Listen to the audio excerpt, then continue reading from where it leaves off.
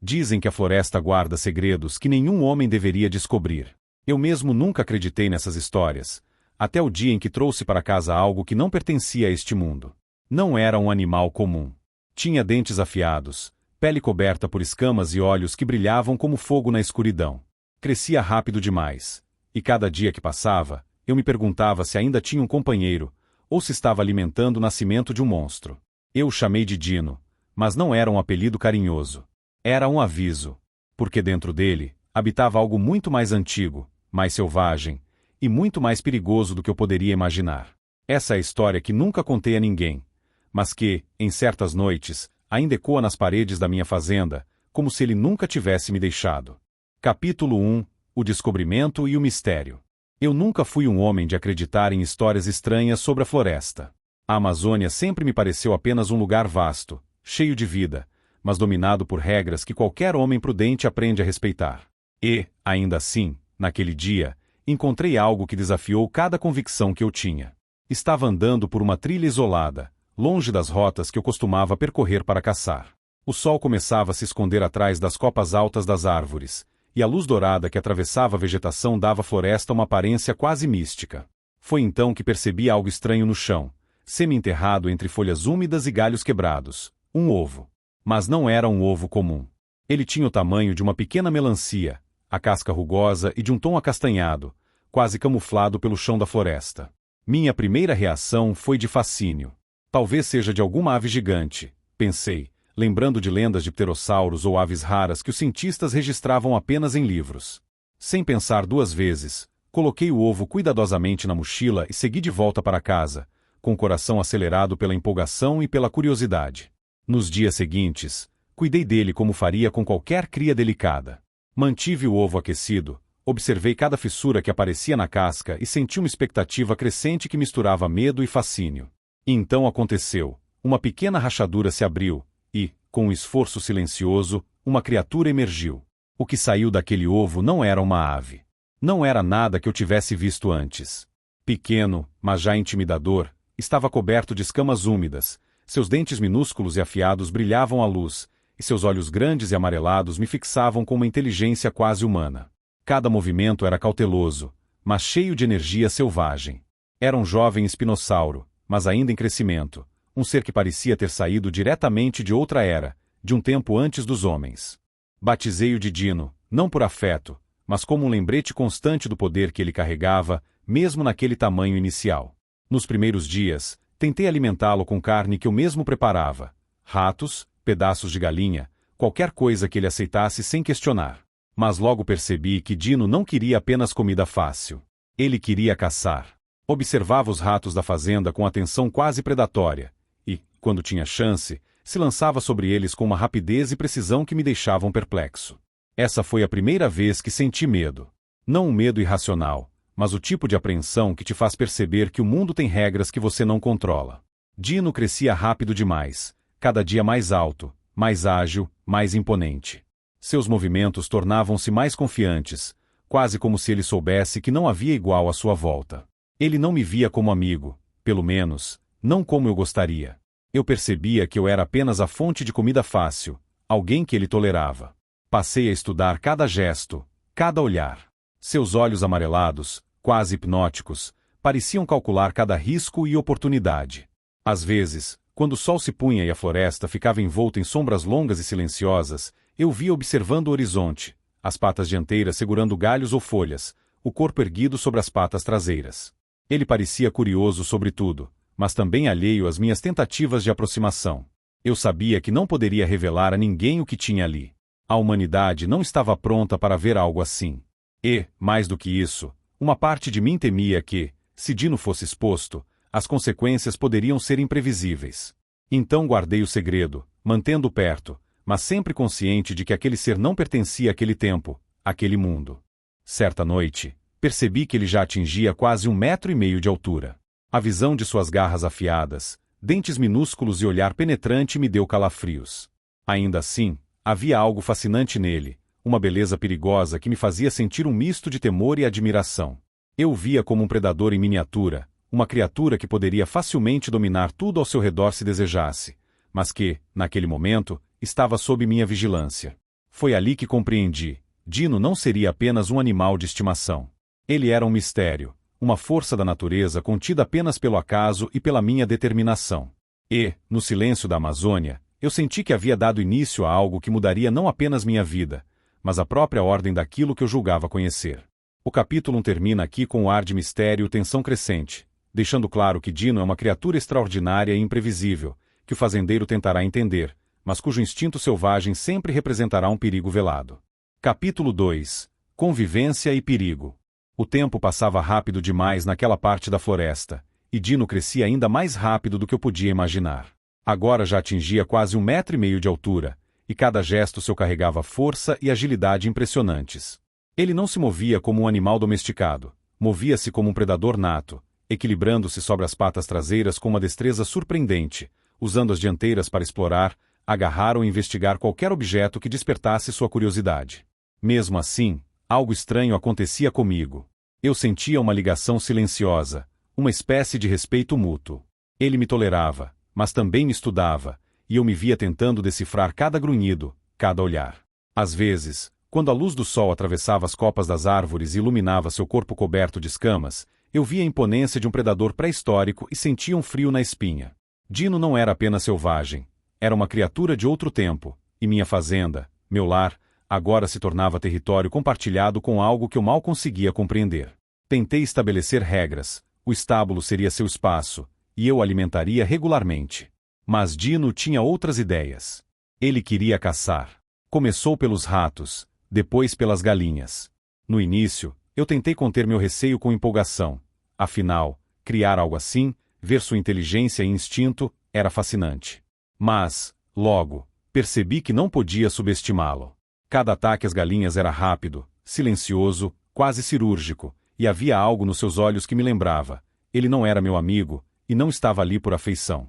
Mesmo assim, tentei manter a rotina. Eu caçava veados, pescava, cuidava dos cavalos e percorria a floresta sozinho. Dino observava a distância, muitas vezes escondido entre árvores ou arbustos, sempre atento a qualquer movimento, qualquer som. Era uma presença constante, silenciosa, que me acompanhava sem se mostrar inteiramente. Às vezes, seu rugido distante acordava os cavalos, e eu percebia que eles o respeitavam tanto quanto eu. Uma noite, decidi caçar um veado raro que tinha ouvido falar, uma espécie exótica, autorizada pelo governo para caça, que era considerada um desafio até para caçadores experientes. Subi em uma árvore, camuflado pela escuridão, e esperei pacientemente. A lua estava cheia, mas coberta por nuvens que às vezes mergulhavam a floresta em sombras densas e silenciosas. Então o vi. Ele apareceu entre a vegetação, elegante, altivo, exatamente como eu imaginava. O disparo foi certeiro, e o veado caiu. Meu coração disparava de adrenalina e orgulho, mas, ao mesmo tempo, um arrepio percorreu minha espinha. Lembrei-me dos antigos avisos de indígenas sobre a floresta, sobre os espíritos da mata, sobre predadores que ninguém devia encontrar. Enquanto carregava o veado de volta, tropecei em algo que me fez parar, uma pegada, enorme, com garras afiadas, pelo menos 2 vezes maior que as do Dino. Senti meu sangue gelar. Outra criatura? Alguém ou algo havia rastreado Dino. O som de galhos quebrando e folhas se movendo atrás de mim me fez correr sem olhar para trás. Não havia tempo para raciocínio, apenas para sobreviver. Ao voltar para a fazenda, tranquei todas as portas, verificando cada canto. Subi ao 2º piso e olhei para o estábulo. Dino estava lá, imóvel, como se nada tivesse acontecido. Ele não tinha tentado escapar, não havia ruídos, nem rastros. Foi nesse instante que compreendi a magnitude do que estava lidando. Dino não era apenas um animal selvagem. Ele era inteligente, calculista, quase consciente da ameaça que qualquer um representava para ele, inclusive eu. Com o tempo, minha rotina continuou. Eu cuidava da fazenda, dos cavalos e das caçadas, e Dino continuava a observar, a testar seus limites, a explorar cada canto. Ele me trouxe presas ocasionalmente, um porco do mato, peixes que capturava sozinho, e, mesmo assim, eu sabia que ele poderia me virar as costas a qualquer momento. Cada passo na floresta era uma lembrança de que eu não estava mais sozinho. Havia algo antigo ali, algo pré-histórico que compartilhava o mesmo espaço que eu, mas que não seguia nenhuma regra que eu pudesse impor. E, ainda assim, entre medo e fascínio, uma estranha sensação de respeito crescia em mim. Eu observava caçar, aprender, crescer, e pensava, talvez, só talvez, houvesse algo que eu pudesse aprender também, sobre a floresta, sobre a vida, sobre a linha tênue entre a civilização e a selvageria. Mas a noite caía, e com ela, o peso do desconhecido se aproximava mais uma vez. O barulho da floresta parecia mais intenso, mais próximo, como se outros olhos estivessem observando. Algo me dizia que Dino não era o único daquela espécie, ou de algo semelhante, à espreita na Amazônia.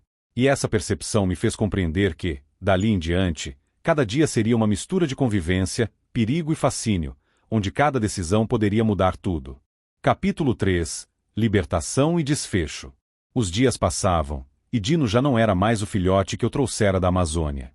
Ele tinha crescido quase até o tamanho de um cavalo, com músculos robustos, garras afiadas e escamas que brilhavam à luz do sol. Seus olhos amarelados continuavam a me observar com a mesma intensidade, mas agora carregavam uma presença quase imponente, que lembrava que, apesar de toda a convivência, ele não pertencia a este mundo. Eu sabia que não podia mantê-lo na fazenda por muito mais tempo. Dino precisava da floresta, do rio, da caça verdadeira. Era ali que ele poderia ser completo, viver de acordo com sua natureza. Mas a decisão de libertá-lo não era simples. Cada passo até aquela escolha vinha acompanhado de lembranças das primeiras semanas, do seu nascimento, do medo, da curiosidade e do respeito que cresceu entre nós. Era início de tarde quando enchi o tanque da caminhonete.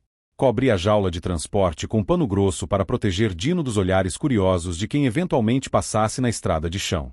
Peguei-o como se fosse um cachorro, segurando firme, mas respeitando seu espaço. A cada rugido que ecoava entre as árvores, os macacos se agitavam nas copas, fugindo assustados. Eu sentia o cheiro dele, uma mistura de carne crua, floresta e predador, e compreendi, de forma profunda, o quão selvagem ele ainda era. Seguimos por quilômetros de trilhas esquecidas, até chegar ao local onde eu o encontrara. A vegetação parecia me receber de volta, e o som das cachoeiras próximas misturava-se com o canto distante de pássaros e o farfalhar das folhas. Dino cheirou o solo, os arbustos, o rio, e eu percebi que ele reconhecia aquele ambiente. Um instinto antigo despertava nele, e algo em seu olhar me disse que tudo ficaria bem. Ele entrou na água do rio sem hesitar. Seus movimentos eram quase graciosos para uma criatura tão poderosa. Mergulhava, capturava peixes e os trazia para perto de mim, deixando-os na margem. Pela primeira vez, senti que estávamos em harmonia. Eu, observando, e ele, vivendo plenamente sua natureza. Fiquei sentado em uma pedra, admirando aquela cena, percebendo que cada rugido, cada gesto e cada movimento de Dino era uma lição de liberdade e sobrevivência. Então aconteceu algo que me deixou sem fôlego. Do outro lado do rio, surgiu uma criatura maior, semelhante a Dino, mas com porte imponente, músculos mais desenvolvidos e presença majestosa. Ele o ignorou completamente, seguindo seu caminho pela floresta, rio acima, como se dissesse, este é o seu lugar. Este é o meu mundo. Por um instante, senti que Dino encontrara sua espécie, sua origem. Enquanto eu retornava para casa, um misto de felicidade e tristeza me invadiu. Eu ria sozinho, pensando no alívio de não carregar mais esse fardo, mas também no vazio deixado pela ausência dele. Na estrada, a cidade parecia normal, cheia de vida e sons, mas dentro de mim, a história que vivemos permaneceria secreta, guardada para sempre. Ao voltar à fazenda, percebi que a vida continuava. Os cavalos relinchavam, o vento soprava pelas árvores, e eu retomei minha rotina de caça e pesca. Mas, em certos momentos, ainda escuto um rugido distante na floresta ou sinto o cheiro de um predador invisível. Sei que Dino está lá, livre, forte e selvagem, vivendo de acordo com o que ele realmente é, e eu, de alguma forma, sinto orgulho de ter feito a escolha certa. A história de Dino nunca foi contada a ninguém, exceto para meus netos, que sempre me pedem que a repita, fascinados, imaginando cada detalhe. Meu filho não acredita, mas ouve com atenção até o fim, sabendo que algumas verdades são grandes demais para serem compartilhadas com o mundo.